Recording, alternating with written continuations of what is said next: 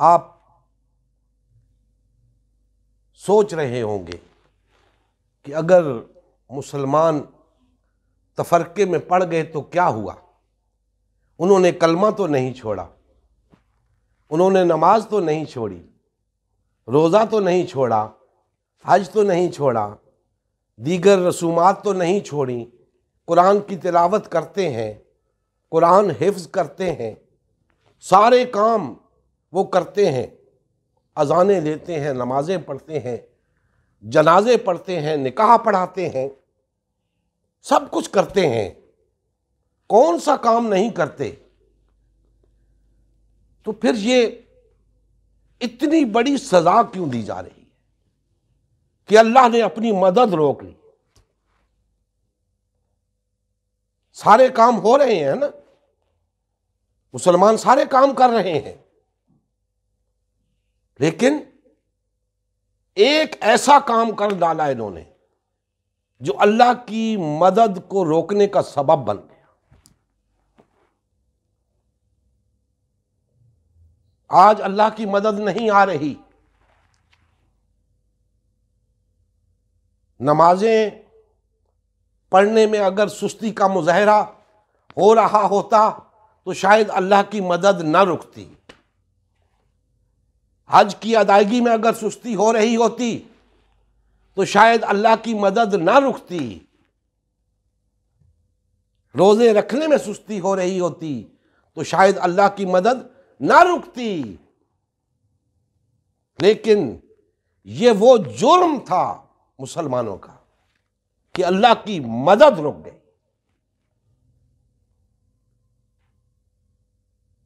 اب دوستان محترم، یہ مدد کیوں رک گئی؟ یہ بڑی غور طلب بات ہے کہ کوتاہی تو دیگر تمام امور میں بھی ہو رہی ہے، نمازوں میں بھی ہو رہی ہے، روزوں میں بھی ہو رہی ہے، حج میں بھی، زکوٰۃ میں بھی۔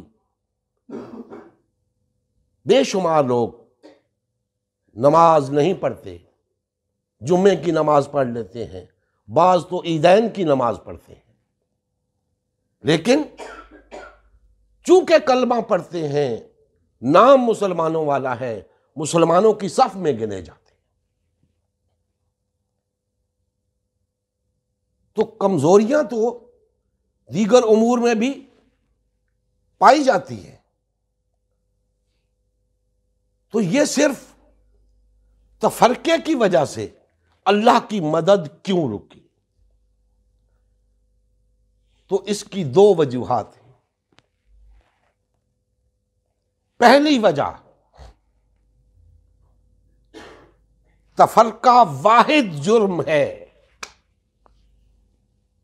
تفرقہ واحد جرم ہے جو تمام مسلمان مل کر اجتماعی طور پہ کر رہے ہیں، اور کوئی ایسا جرم نہیں جو سب مسلمان کر رہے ہیں۔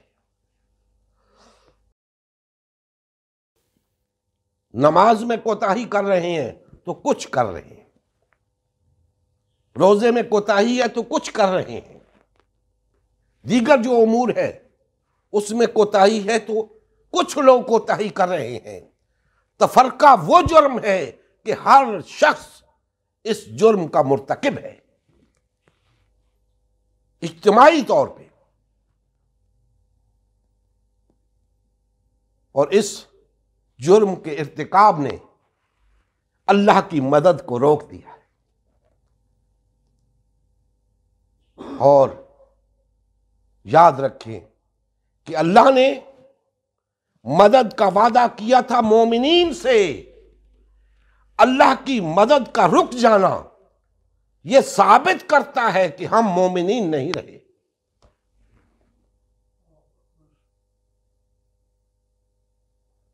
اگر یہ کم درجے کی کوتاہی ہوتی تو اللہ کی مدد نہ رکتی، اور اللہ کی مدد کا آنا اس بات کا ثبوت ہوتا کہ ہم مومن ہیں۔ آج اللہ کی مدد رک گئی پتہ چلا مومنین ہیں ہی نہیں، اللہ مدد کس کی کرے؟ اللہ نے تو مومنین کی مدد اپنے اوپر لازم کی ہے، اللہ کس کی مدد کرے؟ پھر آپ کہیں گے کہ جی مسلمان ہیں تو صحیح، 1.5-2 ارب ہیں، اللہ ان کی مدد کرے تو یہ پھر سے اٹھ کھڑے ہو۔ اللہ ان کی مدد کیوں کرے؟ اللہ ان کی مدد کیوں کرے؟ اللہ نے فرما دیا، اے مومنو، اگر تم اللہ کی مدد کرو گے تو اللہ تمہاری مدد کرے گا۔ تو یہ مومن اللہ کی مدد کرنے کو تیار ہی نہیں، اللہ ان کی مدد کیوں کرے؟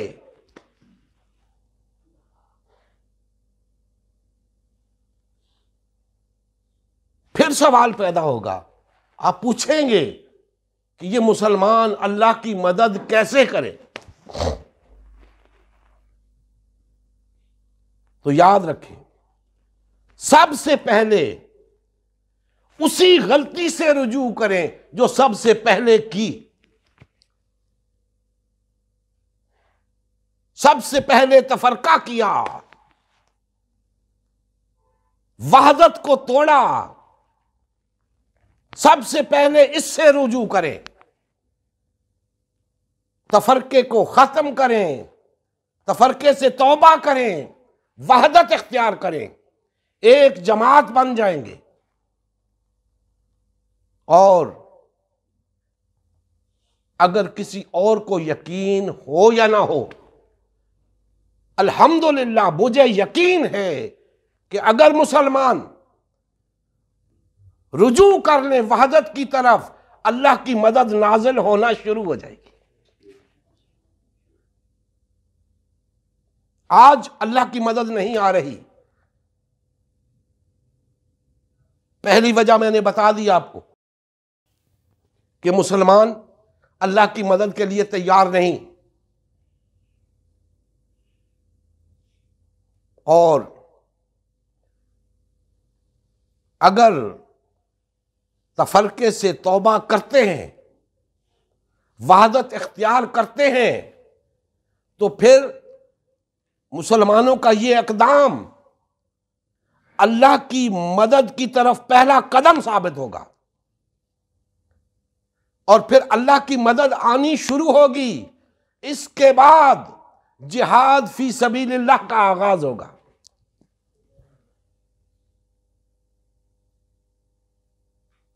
پھر جہاد فی سبیل اللہ کا آغاز ہوگا، اور وہ جہاد اقامت دین پہ جا کے اختتام پذیر ہوگا، اور دین کا قائم ہو جانا، اللہ کی حاکمیت کا قائم ہو جانا، اسی بات کی علامت ہے کہ اللہ کی مدد آ گئی ہے۔ اسی کو اللہ نے فرمایا ہے کہ پھر میں تمہارے قدم جما دوں گا، پہلے تم اللہ کی مدد کرو، پھر میں تمہاری مدد کروں گا اور تمہارے قدم جما دوں گا۔ یہ ایک وجہ تھی جو ہمارے سامنے آئی کہ اللہ کی مدد کیوں نہیں آ رہی۔ اس لیے کہ ہم تیار نہیں ہیں اللہ کی مدد کرنے کے لیے۔ ہم تیار ہو جائیں، اللہ مدد کے لیے تیار بیٹھا ہے، ہم تیار نہیں۔ اللہ نے تو اپنے اوپر ہماری مدد لازم کر رکھی ہے، ہم اللہ کی مدد کرنے کے لیے تیار نہیں۔ اور ہمارا اکٹھا ہو جانا، وحدت اختیار کر لینا، اللہ کی مدد کی طرف پہلا قدم ہوگا۔ یہ پہلا قدم اٹھانے کی دیر ہے، مدد کا نزول شروع ہو جائے گا، سب کو نظر آنا شروع ہو جائے گا کہ اللہ کی مدد آ رہی ہے۔ یہ تو ہو گئی ایک وجہ۔ اب دوسری وجہ، ہم بضد ہیں، مسلمان بضد ہیں کہ ہم مسلمان ہیں، ہم مومن ہیں، اللہ ہماری مدد کیوں نہیں کرتا؟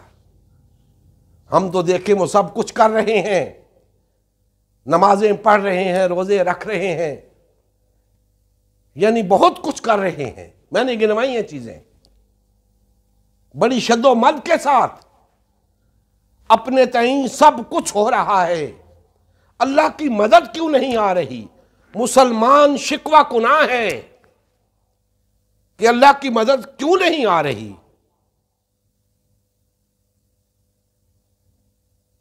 اور اس شکوہ کو علامہ اقبال نے بیان کیا ہے، کبھی فرصت ملے تو پڑھیے گا،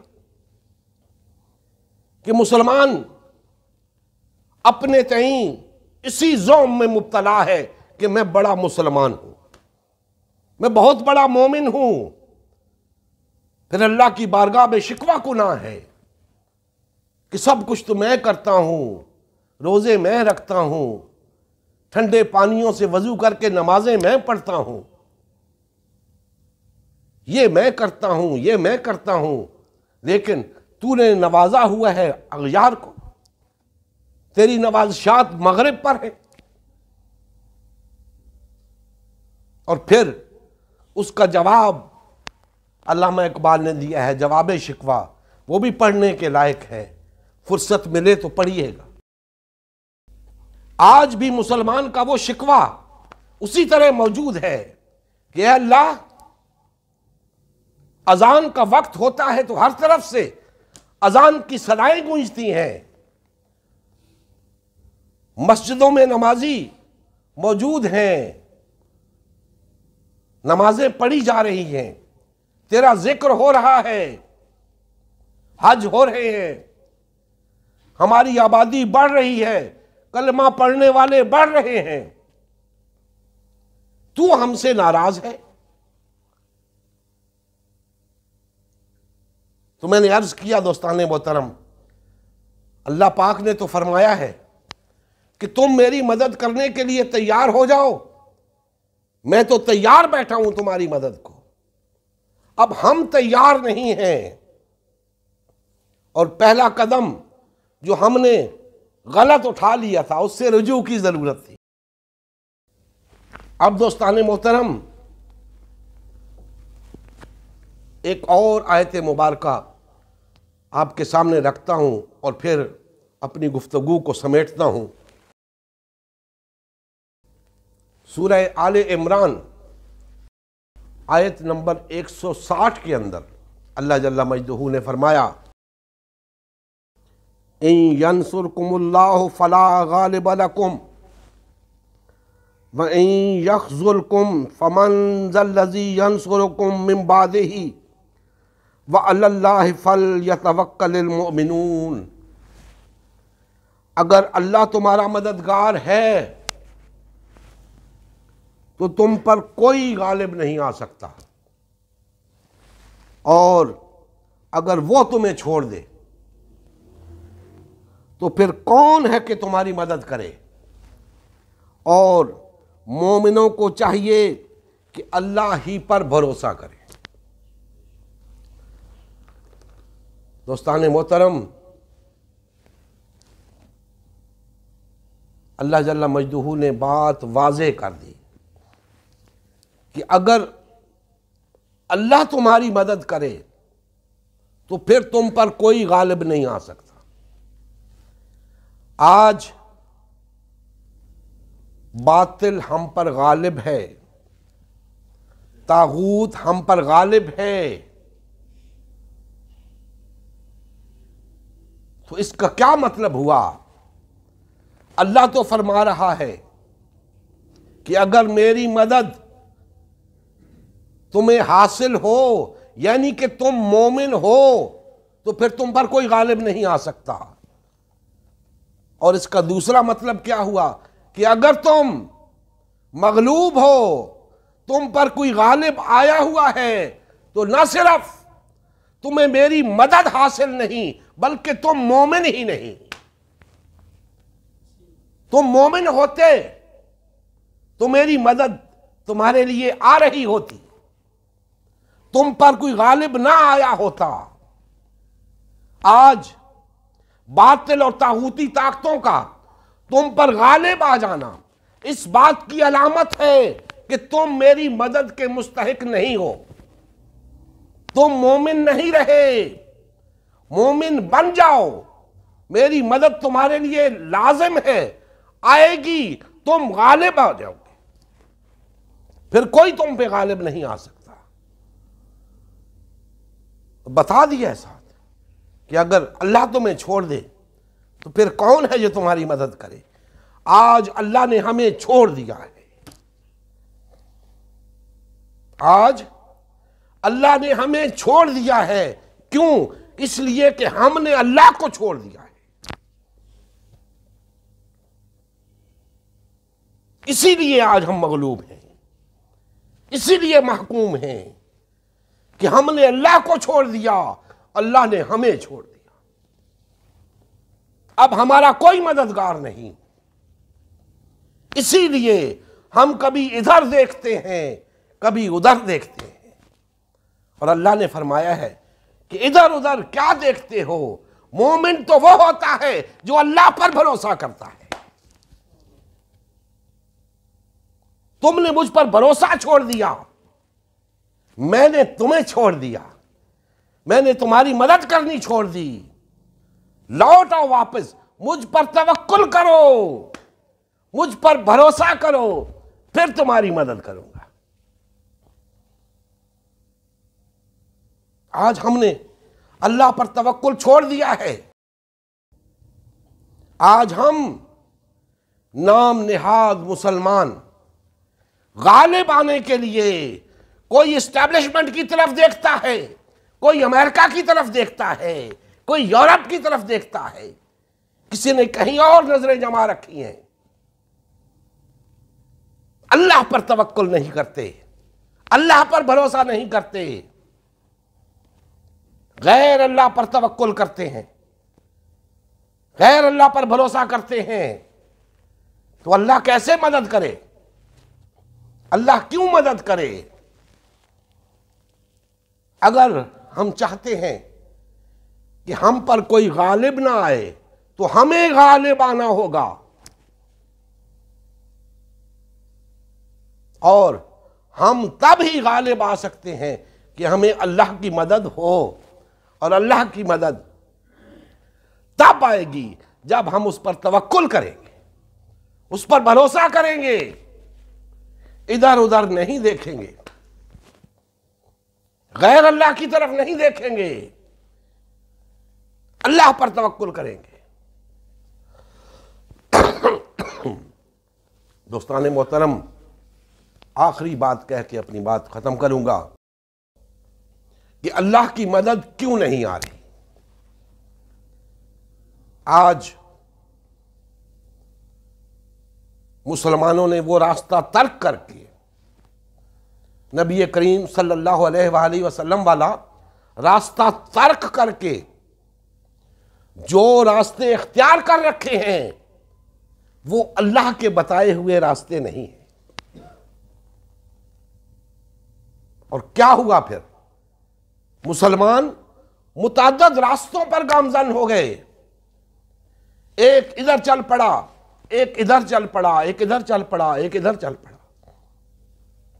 اپنے اپنے راستے چن لیے، اور اتنی ہی جماعتیں بنا لی۔ اللہ کا وعدہ مومنین سے تھا، ان مومنین سے جو ایک جماعت تھے، اور اللہ کا وعدہ اسی وقت تھا جب تک وہ ایک جماعت تھے۔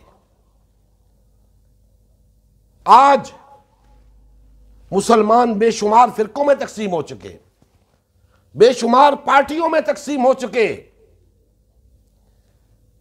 میں عرض کر رہا تھا کہ اللہ مدد کیوں کرے؟ آج اتنی جماعتیں موجود ہیں،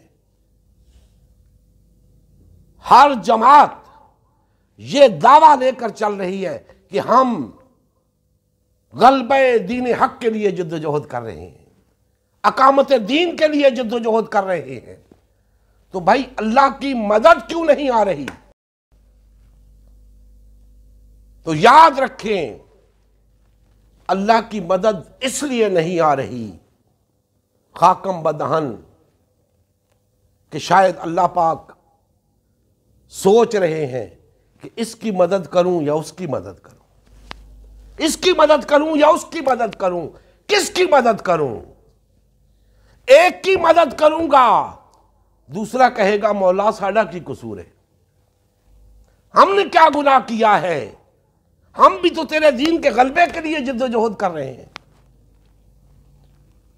دوسرے کی مدد کروں گا، تیسرا چیخے گا، تیسرے کی مدد کروں گا، چوتھا چیخے گا، کسی کی مدد نہیں کرتا، تم میں سے کوئی بھی میری مدد کا مستحق نہیں۔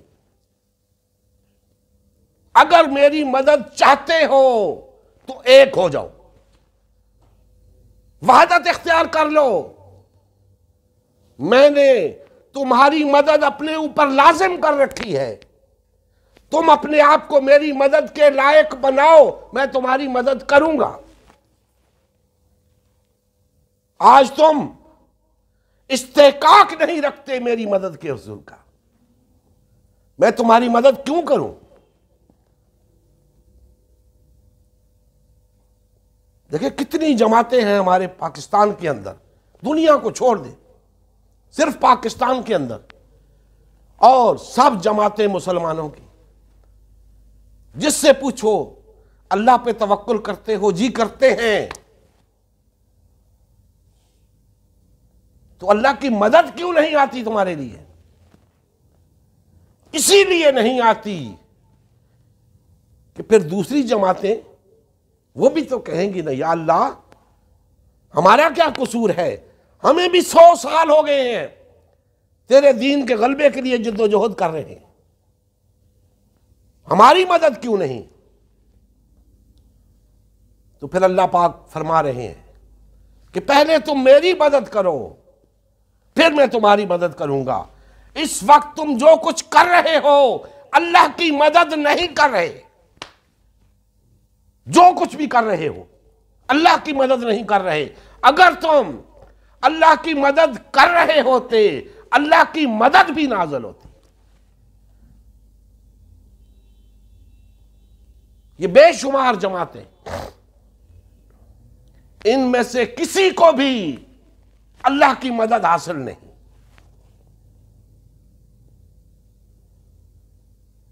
دوستان محترم، یہ عوام کے سوچنے کی بھی بات ہے، خواص کے سوچنے کی بھی بات ہے کہ اللہ کس جماعت کی مدد کرے اور کیوں کرے۔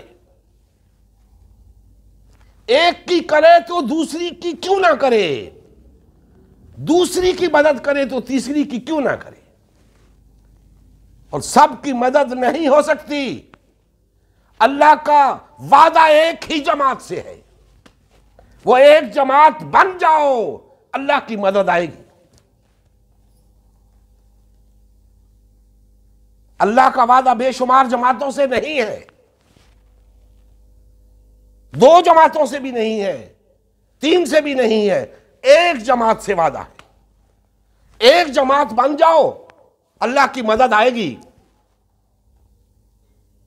فرقوں میں تقسیم رہو گے، اس طریقے سے ہٹ جاؤ گے جو طریقہ اپنانے سے اللہ کی مدد ہوتی ہے اور پھر اللہ کی مدد نازل ہوتی ہے۔ دوستان محترم، اسی مقصد کے حصول کے لیے ہم نے امت مسلمہ کی تشکیل نو کا آغاز کیا ہے کہ ہم اس طریقے پر آ جائیں جس طریقے پر چلنے سے ہم اللہ کی مدد کرنے کے قابل ہو جائیں۔ جب ہم اس قابل ہو جائیں گے تو پھر اللہ کی مدد بھی آئے گی، پھر اللہ ہمارے قدم جما دے گا، اللہ ہمیں اقتدار عطا کرے گا، قوت نافذہ عطا کرے گا، اللہ کی حاکمیت قائم ہو جائے گی، تمام انسانیت اللہ کی حاکمیت کے جھنڈے تلے آ جائے گی۔ اس کے سوا اس کا کوئی حل نہیں۔ تم چند نہیں چند ہزار جماعتیں بنا کے دیکھ لو، کوئی نتیجہ نہیں نکلے گا، اللہ کی مدد تمہارے لیے نہیں آئے گی۔ اور یہ نہ سمجھنا کہ یہ شخص یہاں بیٹھ کے کسی حسد کی بنیاد پہ، کسی بغض کی بنیاد پہ کوئی بات کر رہا ہے۔ بخدا مجھے کچھ نہیں لینا دینا تم سے، تم خود اپنے گریبان میں جھانک کر دیکھ لو، کیا تمہیں نظر آتا ہے کہ تمہارے لیے اللہ کی مدد نازل ہوگی؟ اور اگر تمہیں ایسا لگتا ہے تو تمہیں ایسا کیوں نہیں لگتا کہ دوسرے کے لیے اللہ کی مدد آئے گی؟ اگر تم سب اللہ کی مدد کر رہے ہوتے تو سب کے سب اللہ کے دین کے غلبے کے لیے اٹھ کھڑے ہوتے، لیکن نہیں، ایک اٹھتا ہے دوسرا تماشا دیکھتا ہے، دوسرا اٹھتا ہے تیسرا تماشا دیکھتا ہے۔ یہ ہے تمہارا ایمان، یہ ہے تمہارا اللہ کا مومن ہونا۔ یہ بات تو رہ ہی گئی کہ مومن ہوتا کون ہے؟ جس کے لیے اللہ کی مدد آتی ہے۔ یاد رکھیں، وہ اللہ کا مومن ہوتا ہے، اللہ پر ایمان لانے والا ہوتا ہے۔ آج مسلمان، بات اپنی مختصر کرتا ہوں، آج مسلمان اللہ کے مومن نہیں رہے۔ کوئی اس جماعت کا مومن، کوئی اس جماعت کا مومن، کوئی اس شخصیت کا مومن، کوئی اس شخصیت کا مومن، کوئی اس مذہبی پیشوا کا مومن، کوئی اس سیاسی رہنما کا مومن، اللہ کے مومن نہیں رہے مسلمان۔ اللہ کے مومن بن جائیں، اللہ پر توکل کرنے والے بن جائیں، اللہ کی مدد کرنے والے بن جائیں، اللہ کی مدد بھی آئے گی، اللہ تعالیٰ اقتدار بھی عطا کریں گے، غلبہ بھی عطا کریں گے، کامیابی بھی عطا کریں گے۔ اللہ تعالیٰ ہمارے حال پہ رحم فرمائے اور ہمیں کما حق ہو نبی کریم صلی اللہ علیہ وآلہ وسلم کے طریقے کے مطابق چلتے ہوئے اللہ کی مدد کرنے اور اللہ کی مدد کے حصول کے لیے اللہ پاک ہمیں توفیق عطا فرمائے۔ وما علینا الا البلاغ المبین۔ نبی کریم صلی اللہ علیہ وآلہ وسلم کی زندگی کا مقصد غلبہ دین اسلام تھا۔ اس مقصد کے حصول کے لیے امت مسلمہ کی تشکیل ہوئی۔ امت مسلمہ نے نبی کریم صلی اللہ علیہ وآلہ وسلم کی سیادت و قیادت میں اسلام کو غالب و نافذ کیا۔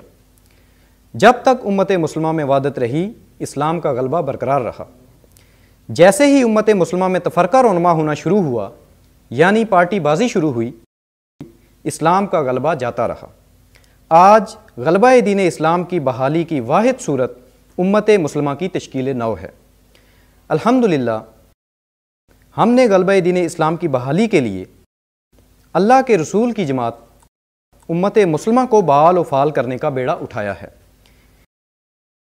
یہ ہمارا ہی نہیں، ہر کلمہ گو کا اولین فریضہ ہے کہ ہر قسم کے باطل اور طاغوتی نظام کے خلاف اٹھ کھڑا ہو اور غلبہ دین اسلام کی بحالی کے لیے فرقہ واریت اور پارٹی بازی سے کنارہ کش ہو کر صرف اور صرف امت مسلمہ کو بحال و فعال کرنے میں اپنا تن من دھن لگائے۔ اس مشن کا حصہ بن کر اپنا فرض منصبی ادا کیجیے، حق مسلمانی ادا کیجیے۔ مزید تفصیل کے لیے ہمارا یوٹیوب چینل امت مسلمہ سبسکرائب کریں۔ ہمارا فیس بک پیج امت مسلمہ کی تشکیل نو لائک کریں۔ اس پیغام کو زیادہ سے زیادہ شیئر کریں۔ سوال و جواب یا فیڈ بیک کے لیے ہمارا واٹس ایپ گروپ یا میسنجر گروپ جوائن کریں یا اس نمبر پر رابطہ کریں۔ نمبر اور تمام لنکس ڈسکرپشن میں بھی موجود ہیں۔ جزاک اللہ خیر۔